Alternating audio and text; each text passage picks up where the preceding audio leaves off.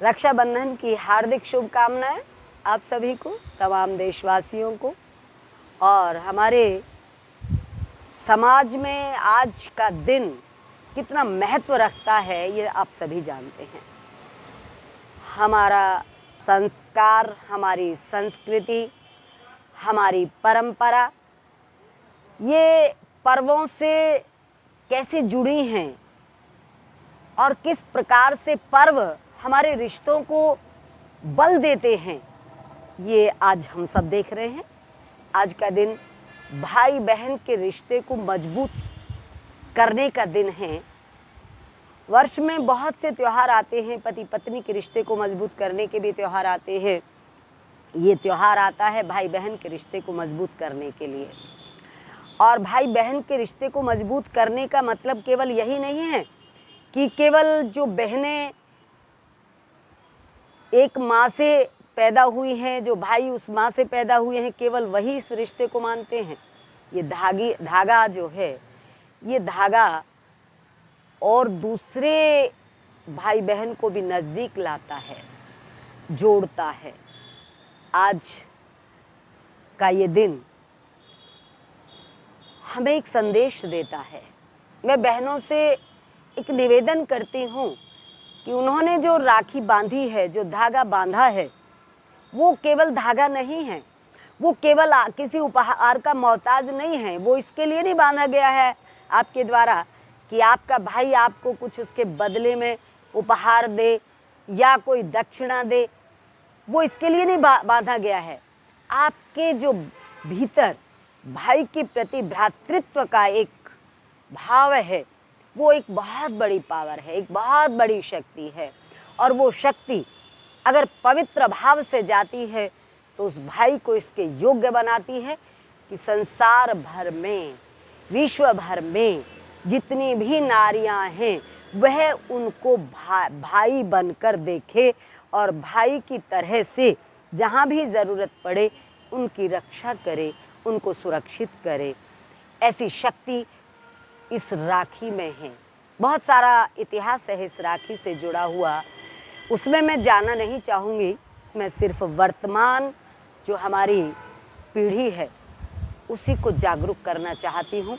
इतिहास अलग चीज़ है, लेकिन आपके अपने संबंधों की गरिमा और महिमा और जो एक प्रेम है उसको कैसे जीवित रखा जा सकता है, ये आपने अभी इसी वक्त समझना है, आज ही समझना है। और केवल उपहारों में इसको नहीं बांट देना है, केवल भेंट लेके और भेंट देके ही इसको नहीं खत्म कर देना है। भाइयों से मेरा निवेदन है कि आपके हाथ में ये जो राखी का धागा आया है, इस धागे को देखते रहें और इससे वो शक्ति, वो ऊर्जा अर्जित करें।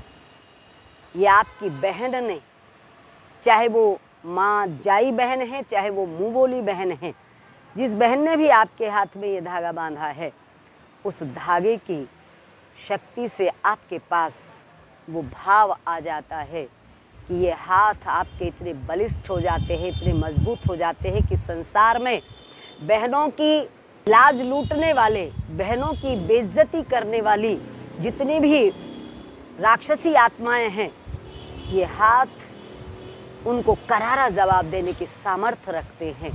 ये बल जो आज आपको मिला है अपनी बहनों से, ये बल आपको राम बना देगा, कृष्ण बना देगा, हनुमान बना देगा। आपके अंदर वो सामर्थ्य पैदा कर देगा जिससे आप संसार में दुराचार को मिटा सकें। ऐसी सामर्थ्य आपके भीतर आ जाएगी। सबको इसकी बहुत बहुत शुभकामनाएं, बहुत बहुत बधाई, हर बहन को, हर भाई को। और अब मैं आती हूँ इसके दूसरे पक्ष पर। हमारा दूसरा पक्ष है जिसका संबंध, ये पारिवारिक पक्ष था, और दूसरा पक्ष है धार्मिक। धार्मिक पक्ष है आज के दिन हमारी हिंदू परंपरा में, हमारी सनातनी परंपरा में, हमारी वैदिक परंपरा में एक संस्कार होता है, यज्ञोपवीत संस्कार।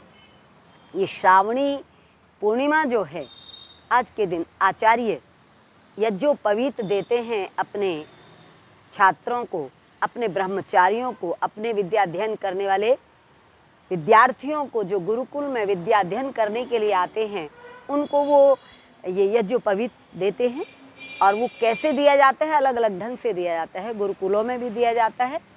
मुझे याद है 1985 में आज का दिन में हमारे जो कुल पुरोहित थे उनके साथ हरिद्वार में थी और मैंने पहली बार एक इस परंपरा को महसूस भी किया, देखा भी।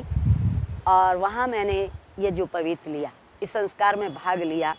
गंगा के अंदर जल में खड़े होकर बहुत सारे ब्रह्मचारी मंत्रों के साथ यज्ञोपवीत ग्रहण कर रहे थे। अकेली मैं उनके बीच में थी। शायद ये एक बहुत बड़ी बात थी और ये हमारे संतों की ही एक बहुत बड़ी कृपा थी। जो संत हुए हैं जिन्होंने नारी को एक विशेष स्थान दिया है। मुझे बड़ा उस समय अद्भुत लग रहा था, ये सब विलक्षण लग रहा था, क्योंकि हमारे यहाँ नारी को ये जगह नहीं थी कि वो यज्ञोपवीत इस ढंग से धारण करे। गायत्री मंत्र तक बोलने का अधिकार नहीं था, लेकिन अकेली मैं वहाँ पर मौजूद थी और उन सब ब्रह्मचारियों के साथ गंगा के उस जल में मैंने यज्ञोपवीत धारण किया। आज का ये श्रावणी का ये पूर्णिमा का दिन और वो समय, वो पल और वो दृश्य मेरी आँखों में हर पूर्णिमासी को, वार्षिक जो ये पूर्णिमा आती है, तैर जाता है। वो अद्भुत था। मैंने जनेऊ धारण किया। जनेऊ बहुत वर्षों तक मैंने उसको रखा। तो एक तो ये बहुत बड़ी बात थी कि नारी पक्ष को हमारा समाज स्वीकार करने लगा था। हमारे पंडितों के बीच में, ये पंडित लोग थे, हालांकि पंडितों में उस समय भी नारी को लेके इतनी अच्छी भावना नहीं थी, लेकिन हमारे जो कुल पुरोहित थे उन्होंने बहुत उदारता दिखाई और मुझे इस स्थान पर खड़ा किया। मैं उनको नमन करती हूँ। वो आज इस धरती पर नहीं है, संसार में नहीं है। और ये श्रावणी का दिन जहाँ मेरा अनुभव बन चुका है, वहीं यहाँ मैं एक संदेश भी आप लोगों को देना चाहती हूँ। जो यज्ञोपवीत धारण करते हैं उनके लिए एक संदेश देती हूँ। सब जानते होंगे, क्योंकि यज्ञोपवीत लेते हैं तो उसका ये भी पता होगा क्यों, वो क्या कह रहा है। वो कहता है 3 धागे होते हैं उसमें, और 3 धागों के संकेत 3 हैं कि हमारे जीवन में 3 ऋण होते हैं। सबसे पहला ऋण होता है पितृ ऋण, माता पिता का ऋण। सबसे पहले हमें माता पिता जब जन्म देकर पालन पोषण करते हैं तो उनका ऋण हमारे ऊपर चढ़ता चला जाता है, क्योंकि हम बदले में उनको कुछ भी नहीं देते हैं उस समय में। तो वो ऋण होता है जो हमें 2 तरह से उतारना होता है, पितृ ऋण। एक तो ये तरीका है कि हम अपने माता पिता की इसी प्रकार से पालना करें बुढ़ापे में, जैसी पालना उन्होंने हमारी बचपन में की, तो वो ऋण वहाँ जाकर उतर जाता है। दूसरा इसका पक्ष है कि हम अपने माँ बाप की भांति या उससे भी अच्छी तरह से उस वंश को आगे बढ़ाते हुए अपनी संतति को परंपरागत ढंग से बहुत अच्छे तरीके से संस्कारवान बनाएं, संस्कृति के प्रति जागरूक करें और उसे हम समाज में एक अच्छा मनुष्य बनाकर छोड़ें, ताकि समाज में वो बहुत अच्छी पहचान भी बनाए और समाज के काम भी आए। तो 2 तरह से हम पितृ ऋण को उतारें। दूसरा, अब 3 धागे हैं, एक धागा पितृ ऋण का है, दूसरा धागा ऋषि ऋण का है और तीसरा धागा देव ऋण का है। ऋषि ऋण, देव ऋण। ऋषि ऋण क्या है? ऋषियों के द्वारा जो ये विद्या तैयार की गई है, विद्याध्ययन हम आचार्यों के द्वारा करते हैं। ऋषियों ने इसको खोजा है, ऋषियों ने इसको हमें एक तरह से विरासत के रूप में दिया है, शास्त्रों के रूप में दिया है, ग्रंथों के रूप में दिया है। उस विद्या को हमने भली भांति ग्रहण करके उन आचार्यों का हमने सम्मान करना है, उनका आदर करना है और उस विद्या को उनकी तरह से ही आगे दूसरों तक पहुंचाना है।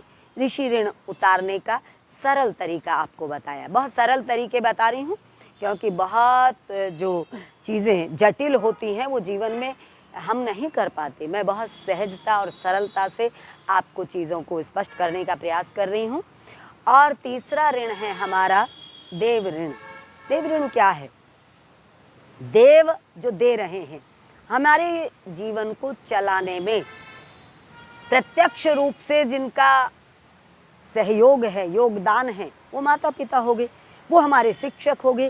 अप्रत्यक्ष रूप से जिनका योगदान है वो कौन है?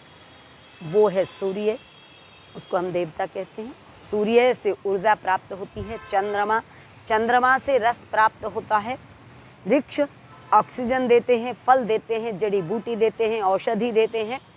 और ये धरती, आकाश, तारे, ये जो पूरी प्रकृति है, पूरी सृष्टि है, ये देव हैं, देवता हैं। क्योंकि ये सारी की सारी सृष्टि 5 तत्वों का मिलान है और 5 तत्व हमारे शरीर को बनाते हैं और उनके 5 तत्वों से हमारे शरीर का पोषण होता है।